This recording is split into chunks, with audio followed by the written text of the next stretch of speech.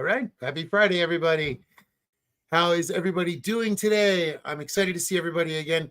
It's been incredible to have this kind of a dialogue with so many people and hear from so many perspectives when it comes to reevaluating captivity as a concept.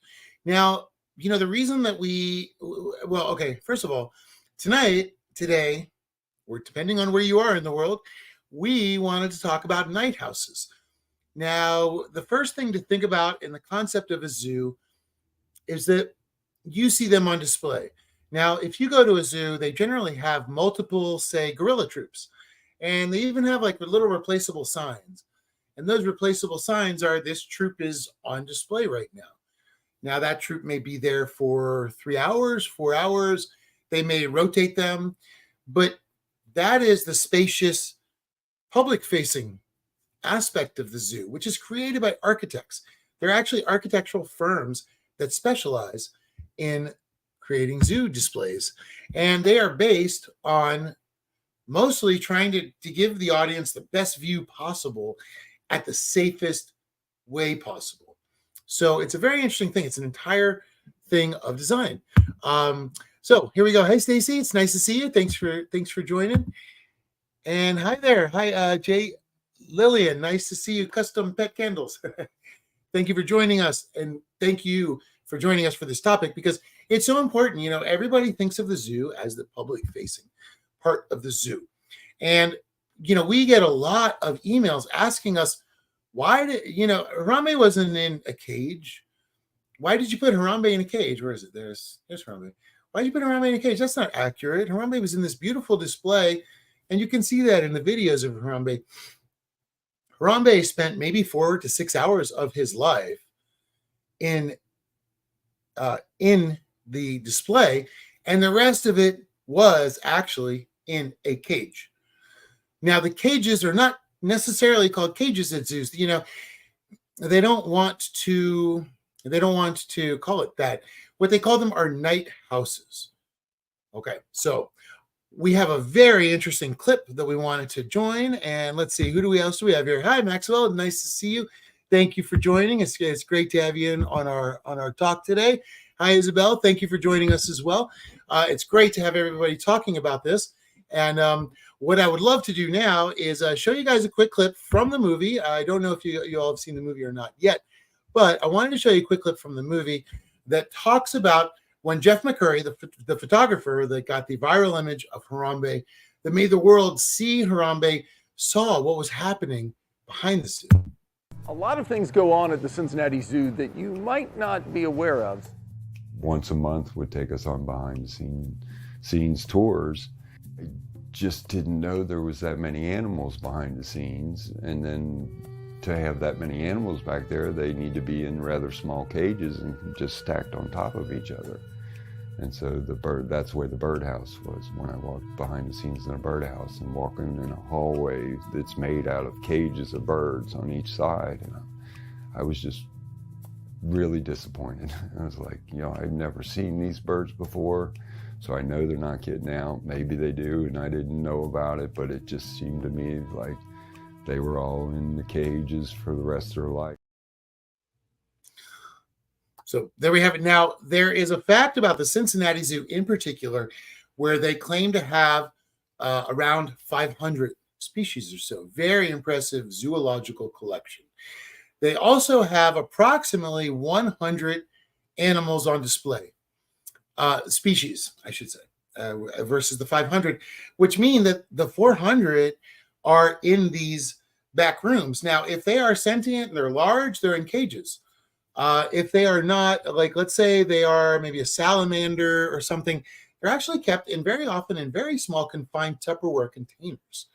And it is extremely disappointing. And we have a couple of shots that we wanted to share with everybody. And this is from the WAZA. Now this is supposed to be the gold standard of, the World Association Zoos and Aquariums. You have to remember the AZA in America runs the American one. The WAZA is a different organization. Now look at that. That is the lion holding.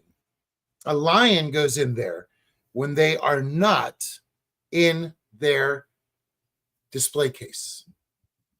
This is what a zoo ticket pays for And this is what everybody has to remember. Jeff Kremer talks about the best way to educate yourself is a lot of zoos offer behind the scenes tours. But the difference is, when you go back and you go to a tour and you go to the behind the scenes of a zoo and you see all these cages, it's going to upset some people, and some people are going to be okay with it. And that is fine. Like, everyone needs to make up their own relationship to what they consider the proper treatment of animals is. Those of us that feel that they're sentient want them. We don't feel like that this is the proper way to go. So, this is the kind of stuff. Yeah, absolutely, Stacey. I agree. It is appalling. It's terrible. An entire lion. That's and as a matter of fact, it's there's not much bigger that the gorillas are in. Now this is for bears. No matter how you look at it, the bear sort of has a rough spot there. This is terrible. I mean, they are used to roaming. These are wild roaming.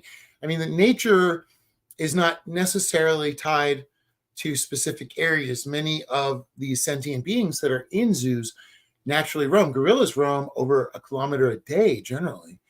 Now imagine that. And, think about 1 kilometer a day, and 1 kilometer a day versus what you see in a display.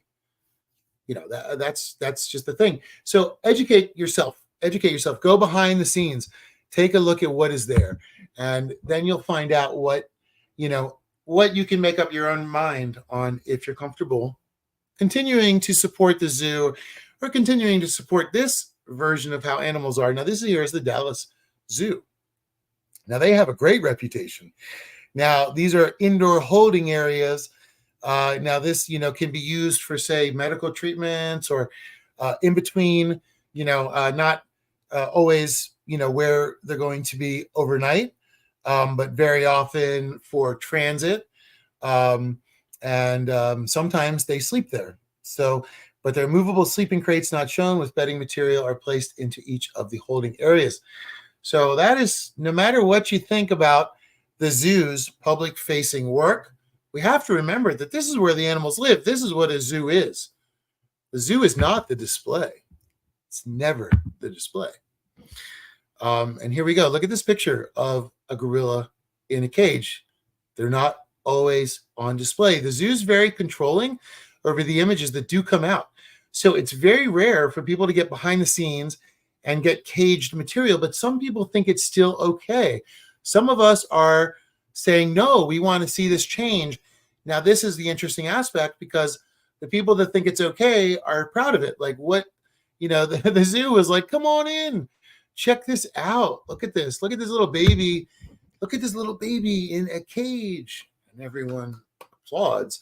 That worked 100 years ago, when there was a cruel sensibility of people in general. And that was manifest in the human zoo as well. So, zoos have a history and have a problem with the exploitation of something that they can garner basically for free in order to turn a profit.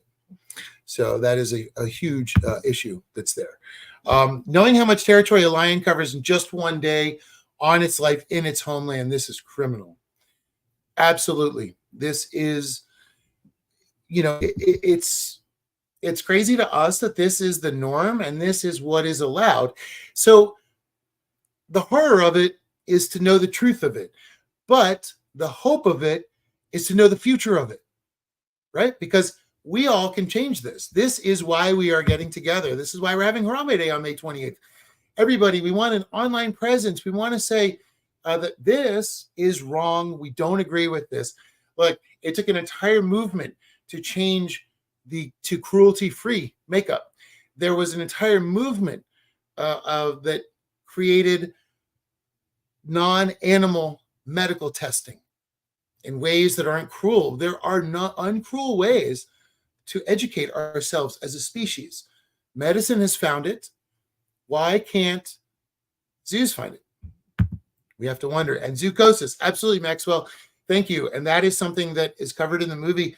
It creates a damage to the mind to be behind bars. The instinct is they know they're not supposed to be there. There's nothing natural. First of all, there's nothing natural about a 90-degree angle. There it is in nature. So, I'm sure everybody, we're all people that spend time outside. That's a man-made concept. So to be something that is designed to roam into an open area over a wide area and to be confined in a shape that doesn't even make sense to what makes sense to you, because instinct can never be lost. And we learned that especially from Rick O'Barry, who fought for the rehabilitation of dolphins. Because, when we're looking at this, what we're really looking at is one species needing to help the other species that it has already hurt. We have done a lot of damage, sure, but we can change things. Things don't have to be as they were. That's always can change. And that is what the movie's about.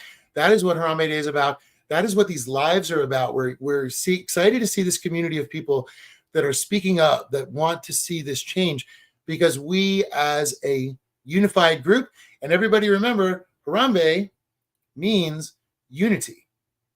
So we as a unified group have such a strong voice that they can't help but hear us. Elizabeth says it's always what is behind the curtain that really matters. Absolutely. And that is the story that often does not get told. And that is the thing that we always have to be able to bring attention to. Now, here is a very interesting, now you can take a look here. This gives you an idea. The reason that we wanted to bring this up, now this was from a quote unquote escape, like this poor thing, and they look, tranquilized and returned to his den. So he just wanted his freedom. But aside from just the tragedy of the context of what happened here, look at the day room. That is where people come around, and that is where they look at him and they stare at him, and look at the glass he's surrounded around. Then look at the little bridge, right? And then there's a keeper only area, and look at the night quarters.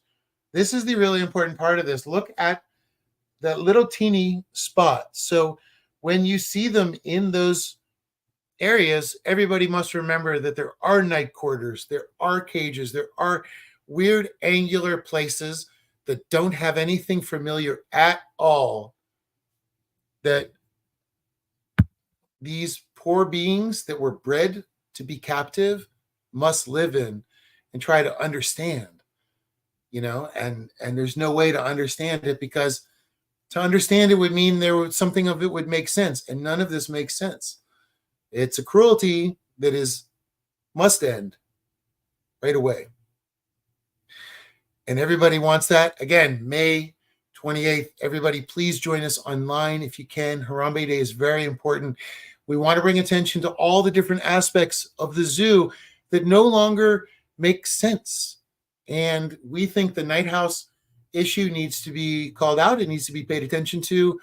And the cruelty of what people don't see, as Elizabeth said, what's behind the curtain, is so important that people understand, because people need to be able to make an informed decision.